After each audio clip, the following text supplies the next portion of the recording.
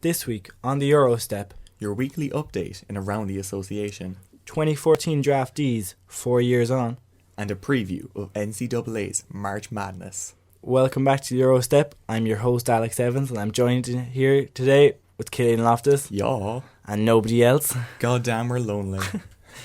Oisin's still away. Second episode without him. What can you do? It's a struggle. We have got to plough on. Gotta fight through adversity. That's how it is out here. Tough times. Just start to moving on. 30 seconds in, and that. Anyways, around the association, injuries. That's the highlight of this season. This season has been riddled with injuries. We have got a great season, but injuries have ruined it heavily. Not ruined it, but we're not talking all the big ones that have been here. We're talking recently smaller ones, you could say, that people maybe haven't noticed that will cause an effect, especially with the playoffs coming up. Daniel Theus out for the year. Bazemore of the Atlanta Hawks out for the year. Michael Carter-Williams out. Marcus Smart out indefinitely. Dwayne Wade hamstring. Kyrie knee soreness. Not serious. Day to day. Good for Celtics fans. Thank God. But Killian, as a Celtics fan, how does Daniel Theus, your backup centre, affect an underrated player? I don't even know if many people know him. Yeah, the rookie out of Germany.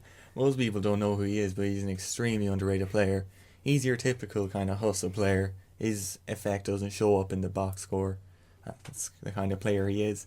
I think he tore his meniscus, which obviously puts him out for the season. Could end up ending his career, as sad as it is to say. Whoa. A bit drastic, but whoa. I hate to see him go. I love Daniel Theus. He's a brilliant player. And he's really shown improvement over the course of the season. I was just going to say, they were playing Cleveland earlier on the year, and out of nowhere he started shooting the three ball. He had a few threes, and my guy. just the improvement over a year like that. With the Celtics, it happens a lot. We had Tatum. No one really mentions Daniel Theus. Could be a part of their future. Looking like a bit of a Dirk Nowitzki. That's a bit of a stretch. That's a stretch, but bit of a stretch. You know what I'm talking about. He's a good player. I think Dirk is a bit of a stretch, Alex.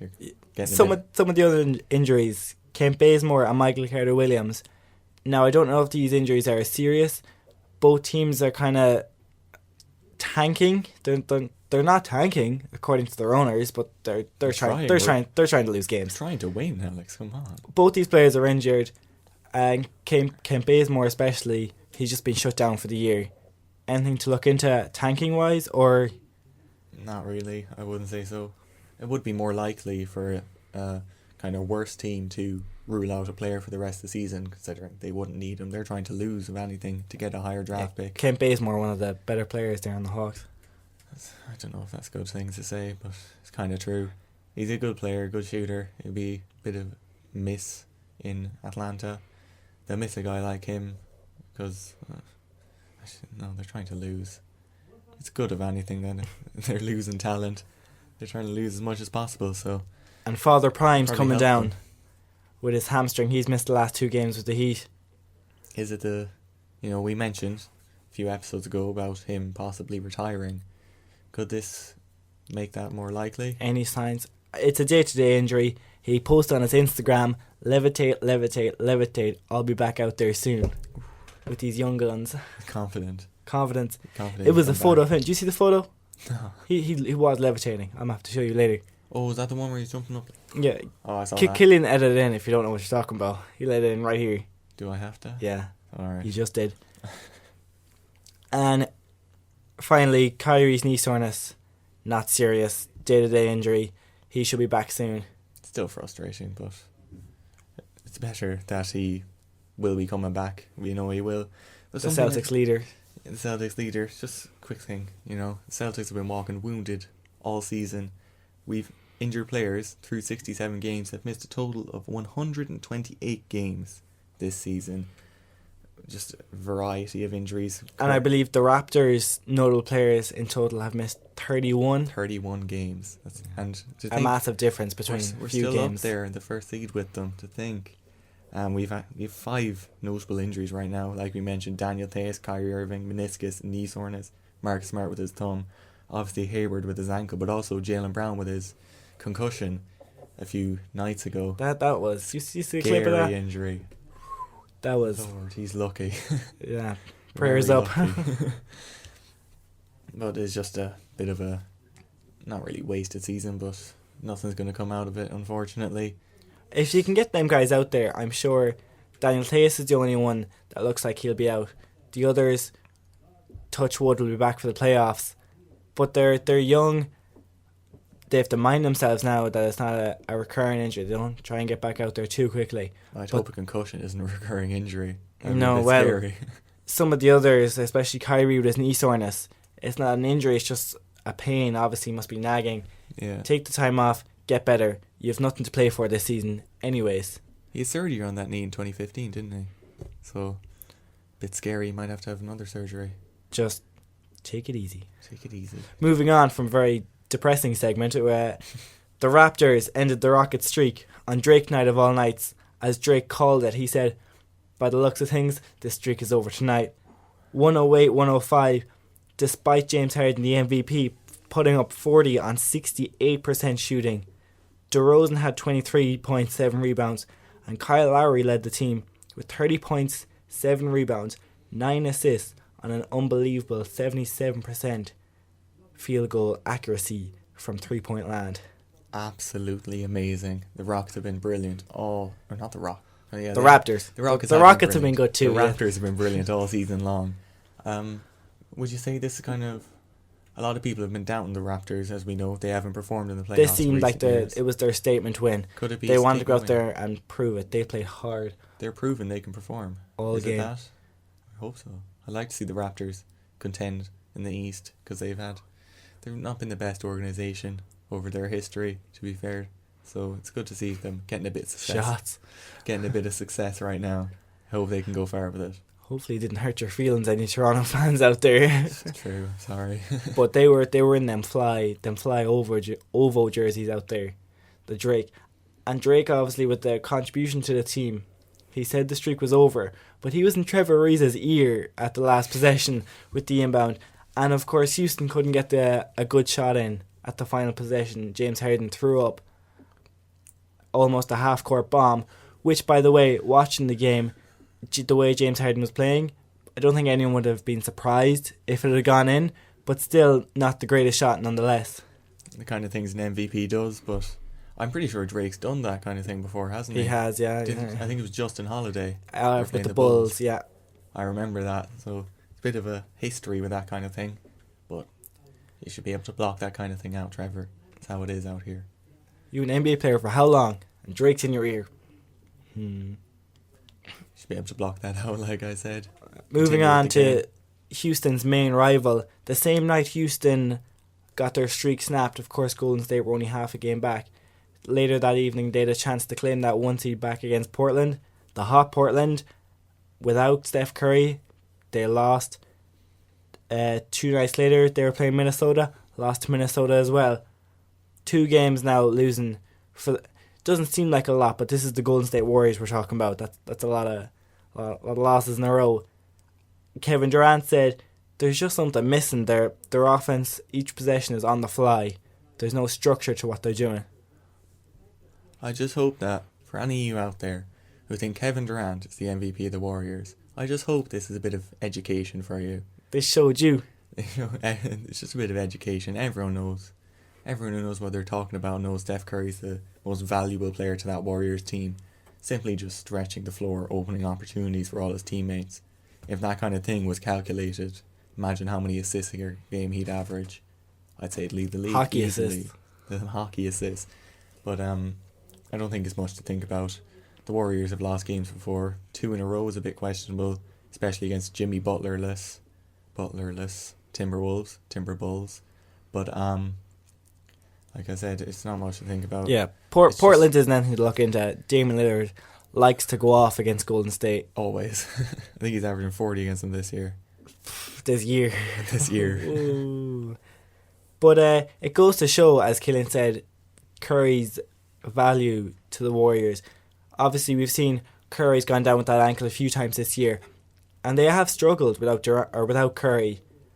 But last time you think back, without Kevin Durant, the Warriors won 73 games in an NBA regular season. So Was it last year as well? They lost Kevin Durant. They struggled for a couple of games. Then they won they with, went on a 13. streak then. They did, They went yeah. on a big streak.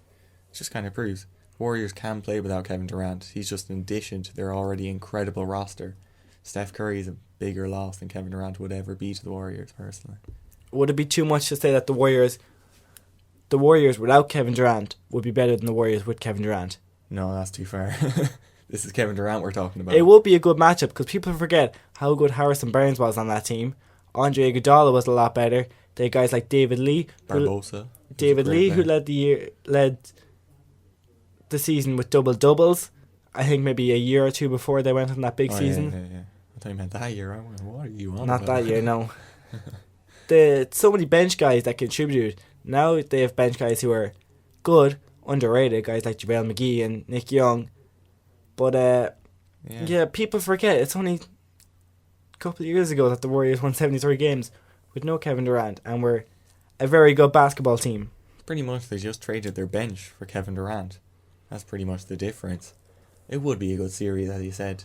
I don't know how you duplicate Steph Curry and Klay Thompson, but we'd find a way. Do it on 2K or something. And this is MVP Steph Curry. MVP Steph Curry. You know, Steph Curry's right now. This MVP Steph Curry, that's another monster, yeah. And Finals MVP Andre Iguodala. True. Fact. Can't forget that. Portland, team that beat Golden State obviously in that first game with Damian Lillard. They extended their streak on Monday night against Miami to 10 games, double digits now for the Blazers, who seem to be flying under the radar. They beat Miami and Dame showed up big with 32, 5 and 11. Yusuf Nurkic, 27 and 16. I think one of the most underrated centers in the NBA. The big three. The big three. Lillard, McCollum and Nurkic. And I'd like to mention how McCollum as well, he's extremely underrated for whenever Dame Lillard went off. He had a good night last night. You got to give it to him, 32, 5 and 11. But against the Warriors, people were saying, oh, Lillard had another great game with 28 points. But McCollum had 30 points. I didn't see that anywhere. I think he's a bit underrated. He's in Lillard's shadow in Portland, unfortunately. He'd be a fun player to see kind of run his own team. See all the shots he could put up, what he might be able to average. But earlier on the year, people were saying that McCollum was better than Lillard. Because, Lillard's first half of the season. Lillard after All-Star break is always a different animal. Once he gets snubbed. We've seen that every 3 years. But even this year, he's turned it on since the All-Star break. He didn't even get snubbed. Yeah, that's true. But yeah, the Portland Trailblazers, everyone, I think I was a bit shocked when they got to the 3 seed, but they're really proving that they deserve it. And they want to be there. Lillard's showing he wants to make a run. It's looking like they'll stay there for the rest of the season as well. So, we'll see how that pans out, to be able to play a bit in the playoffs. Destroy some teams, maybe. Blazers in 6 or 7? 6. Blazers in 6. Speaking of teams that flying under the radar, looking legit, Los Angeles. Lakers. Sorry, Clippers fans. They were ahead of the Lakers as well, but sure. Lakers, big win last night, 127-113 against the Cleveland Cavaliers. IT, Nance Jr., Clarkson, Zizic, Channing Frye, revenge games, quote unquote. They were all involved in that trade, playing against their former teams. LeBron had some nice passes. Oh, that one where which way did he go? Know what I mean? It's like when you throw a ball to a dog, he goes running. Yeah. I got it right here in my hand. I got it right. Then he pointed it. Big win for the Lakers, showcasing what they can do without LeBron James. Hashtag LeBron. Maybe showing them what they could do if they had LeBron James. Definitely. Julius Randle. Oh, he went off. Monster. Absolute monster. He had, I think, 36 points, 14 rebounds, and 7 assists. An absolute monster game for Julius Randle. On 14 of 18 shooting. 14 of 18 shooting. He's been brilliant all season long. He's averaged 15.5 points, a career high for him, 7.5 rebounds, 2.5 assists. And coming off the bench mostly, I'd like to add. He's starting recently now. He started about half his games this year. Came off the bench for half the year. The start of the year with that confusion, obviously with Nance Jr., who got traded, and Kuzma, who started earlier on the year when he was hot. But since the All-Star break, it's been the Julius Randle showcase, obviously with no Nance, and Kuzma fitting into the role off the bench nicely. Coach Ty Lue said that he bullied us all night long and we had no answer for him. Simple way to put it. They said that. But LeBron James, I don't think LeBron James could be an answer, you know. They really wanted to, but... Yeah, he doesn't try too hard on defense, especially in the regular season. But the last Lakers not named Kobe Bryant with 30, 10 of 5 games, Dwight Howard 2012, Pau Gasol 2009, and Lamar Odom in 2008. So a big performance there from Julius Randle. Speaking of Julius Randle, he's a free agent this year, along with his 2014 draft companions. Companions. Bit of a weird word. On the fly. On the fly. Don't even worry about it. There's a lot of good ones. Killian, hit us with the big names. First up, Jabari Parker. He's a very big name. Injury riddled. He's had his injury struggles, but he has proven he's a 20-point per game scorer in the NBA. Marcus Smart, bold statement, best defender in the NBA at the guard position. Jabari Parker, staying with Milwaukee, where is he going to go? Will he get paid? Milwaukee.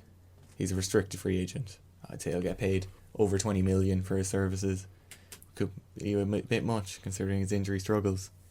It's a bit questionable. There's always going to be a team that'll take a chance on a restricted free agent like that. We've seen Brooklyn, how many years in a row now, just throw all their money at restricted free agents. They threw how much at Tyler Johnson? Like over 20 million? Yeah. They threw the same amount to Alan Crabb. Yeah, and then Portland had to match that. Look at the situation they're in now. And then Portland traded him to Brooklyn when they decided they didn't want that contract. Brooklyn said, yeah, we'll take him. Anyway. And Jabari Parker, you got to mention, he complements Giannis Antetokounmpo perfectly, I think. He's a bit of a stretch player. He's a stretch Giannis 4. Isn't too great at. If Giannis can come down, and when Giannis is off the floor, Jabari can create for himself as well. Definitely. He can definitely make his own shot. He's a shot creator. He can take a bit of the load off Giannis as well. Make sure he doesn't get injured or anything like that. And people forget he's a high flyer as well. These injuries might be holding him back, but if he can get back to 100%, he can throw it down. He can throw them down. He's a great player. I don't see him going anywhere other than Milwaukee, though. I'd say they'll match pretty much anything for Jabari Parker. How much? Pretty much anything. How much he can get paid, though? At least $20 million, I'd say. It's hard to know with guys like this that are injury riddled. They always seem to go up and down. But yeah, in the current NBA market, I think about 20 million is a good price for a 20 point per game scorer. I'll take that. Yeah. Moving on, Marcus Smart, we mentioned him earlier. Bold statement. He's the best defender at the guard position in the NBA. Ooh. It's not that bold, is it though? Jimmy Butler. Nah. Klay Thompson. Overrated. Tony Allen. Tony Allen. He's facts. 100%. He's like 37. Yeah. And? First team all defense. First team. Gotta remember that. With Marcus Smart though, will he stay in Boston? It's hard to know. Yeah. It depends what Boston want to do going forward. You have Terry Rozier. You don't know what they're going to do with their cap situation. They have a lot of young guys. And Marcus Smart fits in so well with their system and so well with their team. We saw recently he went down injured and they struggled. They were in a bit of a slump without him. He's came back recently and they're playing better. He's that hustle player, as you said with Daniel Theis. He doesn't show up in the box score that often. But if you watch the games, you will see his impact. You will see his value. He's a monster player. Just watch the James Harden clip. You all know what I'm talking about. The double turnovers for the Celtics comeback. Just watch that and you'll see his value. Even recently against James Harden. Yeah, again, he's the James Harden stopper. Holding him to 33% from the field. He's a brilliant player, like I said. It's just a bit scary. I want to keep him, but whether we will or not... It's another question. Yeah, for another day. Wouldn't want to get caught down in a bad contract, but you want to keep him. It's a tough thing to balance. We should move on. We mentioned the Rockets. Clint Capella is a restricted free agent. Yeah, he balling this year. Playing a lot better. And important to mention though, people look at his stats and say, wow, his stats are so inflated. But you've got to remember he's playing with Chris Paul and James Harden, two of the best playmakers in the NBA. We've seen guys like this who fit so well in their role with a certain team that they could go to, say, a team without a playmaker like that and he wouldn't be as successful as he is in Houston. Now, Houston's situation, chance there he's going to get paid. Everyone wants a defensive big man like that on their team. But if they make a run at LeBron James, it's bye-bye Clint Capella, I'll tell you that much. Bye-bye Clint, bye-bye Ryan Anderson. LeBron James, in you come. Can you play with 3 players in the NBA? Houston would make a fair shot at it. Ryan Anderson's gone too. Oh, easily. He's on 18 mil. Eric Gordon probably gone. He's on 18, 19 mil. Clint Capella, he's only on a few mil, but it's the money that they would have to pay him that they're kind of losing. They can't. You never know. If LeBron James isn't going to H-Town, obviously I think keep him. Keep him, and definitely. Because James Harden's only going to get better. The players around him might be starting to fall off, but if it's not this year, you've got to make a run. And it sounds bad, but you've got to hope that something happens to the Warriors, like an injury, say, or somebody leaves, etc. You've got to keep a team that's that good together and try and make a run over a few year span. You could see some drastic improvement from a guy like Clint Capella. He could turn up the intensity and become an absolute monster. But it's important to know he's their own really young player that's going to get much better. Yeah, they have a lot of vets on that team. Any time now, you might be able to kind of expect Chris Paul to slow down a little bit, unless he's a superhuman like LeBron James, but there's not too many of them around. It's kind of Rockets like now, next year, say the year after next is kind of their max. It's a bit of a 3-year window for the Rockets. They have to win now or... Jeez, my apologies. Anyway, they have to win now or they're not going to win at all. Win now or not win. Basically, facts. Yeah. Another one, Zach LaVine. He's been riddled. Again, not really riddled with injuries. What's with the injuries in this 2014 draft class? 2014 is a bit cursed. Looking down as well. There's a fair few, but Zach LaVine, we know he's brilliant. He had the ACL injury, but he only seemed to get more athletic after that, which is scary. So he was already athletic enough. He's a 2-time dunk champion, threw one in from the free throw line between his legs, and now he's more athletic. That's a bit scary. But I definitely say he's a future all-star. Could definitely reach 20 points per game in his career. Yeah, he showed me he's kind of quote unquote the guy in Chicago that he can put up points and he can lead a team. Obviously, he had that. The one that stands out in my mind is that huge game he had against his former team Minnesota, the revenge game. A lot of revenge games this year. Yeah, a lot of big ones. You want to get back at the teams that kind of betrayed you a little bit. I think he's averaging 17 points per game this year, and he's on a bit of a minutes restriction as well. So. It definitely shows that he can reach that 20 point per game threshold.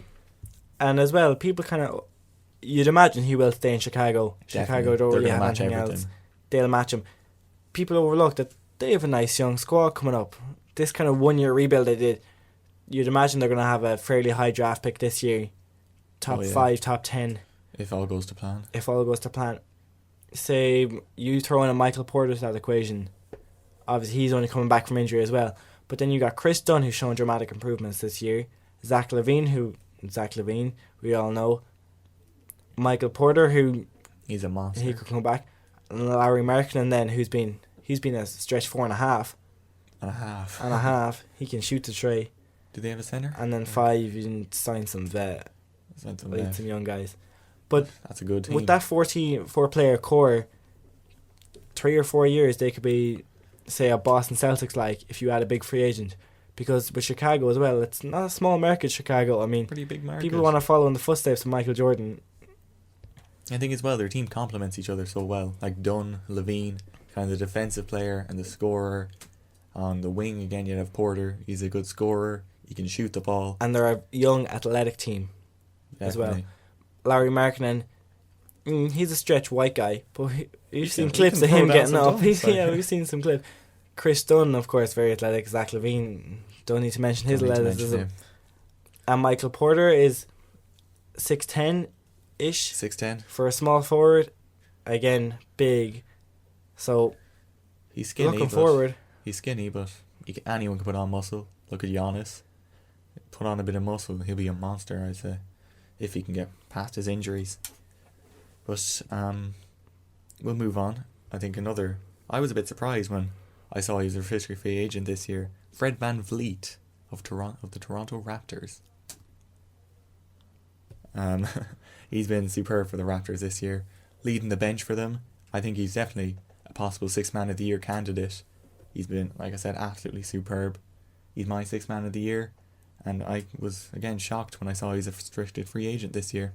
Yeah, he's been big this year for the Toronto Raptors coming off the bench. They have that good bench squad there.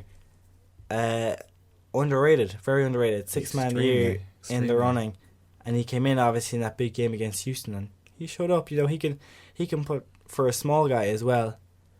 It's shocking to realise that most people don't even know who he is. Yeah, it's a They bit say scary. Fred Van who? Fred Van Vliet. Fred Van who? Yeah, people don't know who he is. I do. I was just, Just proud to say that. just playing. It's a cool name too. I know who he is. Fred Van Vliet. I like saying that. Fun name to say. Yusuf Nurkic. Mentioned him earlier. I think The big three. the big three in Portland. Very underrated. Definitely one of the better starting centres in the NBA. Without a doubt. Like we mentioned, 27 and 16 last night. He's a brilliant post player. Brilliant. He's a good post player. He can do all the things you want out of your big man. Simple as. He does what you need, and he gets it done. I say definitely stay in Portland. Without a doubt. They're not going to let him leave. Again, like Houston, they got to be win now. Win now. You don't want to get Lillard agitated. He's shown that he wants to stay He'll stay loyal in to Portland. but it's hard to say. If Durant he said keeps- he'd stay in Oklahoma. If he keeps getting snubbed, then You might have to in go that to small LA. market in Portland, he going bye bye. It's a shame, but it's how it is. Another guy, Elfrid Payton. We mentioned him first episode. First episode. iCard. Long time ago. First episode, for real for now, Elfrid Payton. We said for now, I believe. Yeah, there wasn't hasn't much kept- thinking in that. He hasn't kept it up to the level that he was at in his first 3 games, but still 15.7 rebounds, 7 assists since being traded to Phoenix. Absolutely. Still playing better than Incredible. I think most people thought, especially. I Definitely. don't think we didn't think he was going to keep it up, but he complements Devin Booker perfectly, I think. Perfectly. He's the unselfish point guard who he'll pass the ball to Booker, who's the shooter, the scorer, and he's a brilliant defender as well. He gets rebounds. The only thing is, if he could improve his shot, he'd be the ultimate point guard paired with Devin Booker, I think. And like the Chicago Bulls, Phoenix Suns flying under the radar with your young squad there. Elfrid Payton improving. Devin Booker needs no introduction. Josh Jackson, who's been He's a really monster. shown up lately. Yeah, he looks like a small Kawhi Leonard. Might be a bit of a stretch, but that's what he's looking like this Marquise second Chris, half of the season. Marquise Chris, athletic Dragon Bender, beast. Alex Len, and it looks like they're going to have, DeAndre Ayton, hopefully. hopefully, I really want him to go to Phoenix. I do like the Phoenix Suns, and I want them to be good. So DeAndre Ayton completely finishes that starting lineup as one of, if not the best, young starting lineup in the NBA, without a doubt. ooh, stretch. Nah, come on, man. Who can beat that? But anyway, another restricted free agent, someone I think many people have forgotten about, Dante Exum. Remember when he was drafted, everyone said he's going to change the game of basketball. The 6'6" point guard from Australia. He's been riddled with injuries, from everything from ACLs to his shoulder. It's a shame, and I really hope he gets another chance this year with whatever team, whether he stays in Utah or he goes somewhere else. I hope he gets another chance to show that he can play the game of basketball. Yeah, people were doubting him coming into his rookie year, but he proved them all wrong. He's there balling out up in Utah. Yeah, he did. He played well to finish the season. But of course, with those injuries, Injuries. this has been an injury-riddled episode. But even just the 2014 draft class, all these players injured. You have to remember, Embiid is from that draft class as well. Wiggins, he hasn't really been injured, but Oh, touch wood now. Commentators curse here, touching it, you can hear. Don't curse Wiggins now. Hopefully, but that draft class is very cursed with injuries, unfortunately. Let's hope it changes. They can always stay healthy. Hopefully, it won't be the same for this year's draft class. And these draftees of the 2018 draft class will be on show in the big one, the big dance, NCAA's March Madness. March Madness starts Thursday. Buzzing. Who will be crowned champions this year's? Obviously, if you're a big college fan, don't shame us over this. Yeah, we don't know much. We're not the biggest. According to CBS Sports, the top 5 chances of winning are, You got your Villanova Wildcats, 18.5%. Virginia, 17.7%. Duke always going to be up there with 13.1%. UNC at 8.3%. And Purdue at 6.7%. Your top 4 seeds in the tournament: South, Virginia Cavaliers; West, Xavier Musketeers; East, Villanova Wildcats. It's the Wildcats. Don't say it like Go that. Wildcats. The Wildcats. This ain't High School Musical. Baby. Midwest, Kansas Jayhawks. Killian, thoughts on the tournament? I don't know nothing about NCAA. Not gonna lie. I just follow the draft and all the prospects. It's your big players got to show out. Yeah, but I think one thing you always look for in March Madness. Madness. That ends in April. Is the Cinderella story. The Cinderella stories. The Cinderella stories. I think one of the main kind of, I can't think of the word. Underrated, undervalued. Teams. Underdogs. Teams who might make a Cinderella run. South Dakota State Jackrabbits. What a name. One name. They've won 11 straight games, including the Summit League title. And I believe they're only ranked the 11 or 12 seed in their conference, which is, pretty low. Seems only 16. Low. They're 12th. So they could make the Davidson Cinderella run to the Elite Eight. The Final Four, maybe. Another team that could do the same thing, again with the cool names, the Loyola Chicago Ramblers, the 11 seed. They've won 17 of their last 18. So they're coming into the tournament hot as well. On fire. 2 underrated teams there. But it's important to mention that a lot of these teams with the big name players, your likes of Oklahoma University with Trae Young, he's been one of the most hyped college players this year, and we've seen he can turn it on. He catches fire. And they just crept their way into the big dance this year. So he's going to be fired up. He got emotional over the fact that they made it. So hopefully he can have that Steph Curry Davidson run. Hopefully. It will greatly improve his draft stock. His draft stock, it's still good. He's a definite top 10 pick. It's not incredible because he has a fair bit of bust potential. I hate to say it. People now see him as a kind of Jimmer Fredette guy with BYU. Is he a Steph Curry or is he a Jimmer Fredette? It's a fine line. We'll have to wait and see. But I'm looking forward to what he'll do in the in the March Madness NCAA tournament. You'd like to mention something, Alex? Yeah, we mentioned there in a recent episode, scandalous. I'll put it in an iCard. The money. March Madness money. In total, it's gonna bring in about $1 billion in revenue. 90% of the NCAA's total revenue for the year. 9.2 billion gambled annually, about an average. $821 million in TV deals. $220 million to conferences. But the players get none of it. Well, the under 8 might be getting something. Yeah, but that's not from the NCAA, so it doesn't count. But that's just crazy to me. Like I said before, in that episode, scandalous, I do think college players should be played, at least the high-profile ones, who do make the money for the NCAA during tournaments like March Madness. And you got to give them something. You got to give them something. Even if it's just like average wage of a American worker. I don't know what it is. But even if something like that. Give them minimum wage. Minimum wage. Minimum wage workers. It's something. Because still in college, you're still getting your degree. I know there's YouTube videos. You're getting a degree. You get like free iPads.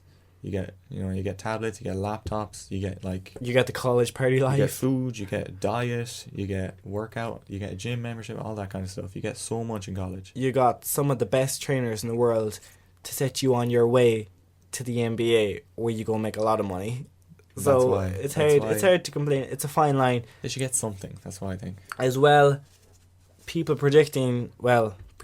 experts, in the gambling industry predict that there will be in excess of 10 billion spent gambling on March Madness this year. Nearly all of it illegally. Crazy. Absolutely crazy. So there's that much money being bet on these 17, 18, 19, 20 20-year-olds, and they're not getting a red cent. It's a shame, but it's how it is. It's how it is. Hopefully LeVar Ball can change that. That's what we're JBA. hoping for. With the JBA. When's JBA's March Madness? Oh no. I don't know nothing about the league. But I think it's a good showcase for the bigger players like that, the ones who think they should be getting paid or deserve. If they ball out and make the NCAA so much money, the NCAA can't say, well, you're worthless. They have to recognise this, especially with the scandal ongoing. They just need to get Trey Young. Is DeAndre Ayton in the tournament? I don't know. Yeah, Arizona. Just need to get them to ball out, make more money. Miles Bridges, Michigan. Wendell Carter. Duke Center. They just need to ball out, and then kind of maybe that would entice the NCAA to pay them, but I doubt it. It would have to be an external source, like we mentioned. Maybe not LeVar Ball, but something to that extent would have to kind of force the NCAA to pay its players. If something came up where players are more inclined to go there because they can get money while playing basketball. Yeah, so hopefully now these we can show out, get some good games. Obviously, it's really open this year, and it's hard to predict. Hopefully, you have your brackets done. Oh, I ain't done nothing. For the listeners, you got to get your brackets done. It's a long shot, especially this year, but you got to get your brackets done. If you want to get that car off Zach Levine, what is it? The BMW i8 customized, BMW i8. 1 of 1, Zach Levine's car. Now, that's your prize for you. That's your prize. To take 2 minutes to fill in your brackets. I might have to do them now. Might After we have to record do it this. After we're finished with this. So, that's about it for this episode. We're going to wrap it up here. Big thanks to CRC for this beautiful studio we were put in. If you'd like to check us out on social media, we are at Team Eurostep on Facebook, Instagram, Twitter. Put a bit of space in there for the editing. Oh, peep the editing right there. Oh, rewind it back right now and look at it again. We'll wait for you. Why are we waiting if they rewind it? Oh, I'm stupid like that sometimes. Anyway, if you'd like to support us on Patreon, it helps us out a lot, helps improve the quality of these videos. We are at Team Eurostep. Again, €1 a month helps so much to us and improve that quality. But like I said, we're going to have to wrap it up here. And in the wise words of Oisin Brown, keep grinding. Keep grinding. Kids. I almost said stay classy. Throwback to episode 1 right there. Keep grinding. We'll see you next